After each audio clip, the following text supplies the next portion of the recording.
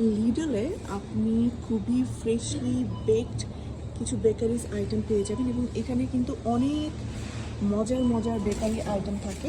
যেমন এখানে রয়েছে সুকলা কুকি, তারপর হচ্ছে বিভিন্ন টাইপের ডোনাটস এবং দেখতে পাচ্ছেন ছোটো ছোটো পিৎজা, এই যে ক্রোসন্ট, বিভিন্ন টাইপের ক্রোসন্ট।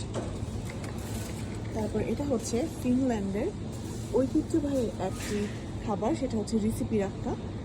আর মূলত এখানে হচ্ছে রাইস দিয়েই এই জিনিসটা তৈরি করা হয়, কিন্তু এটা হচ্ছে ফিনল্যান্ডের একটি ফেমাস খাবার।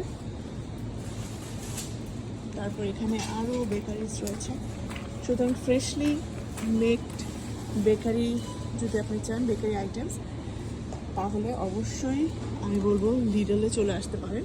লিডল হচ্ছে সবচেয়ে বেস্ট।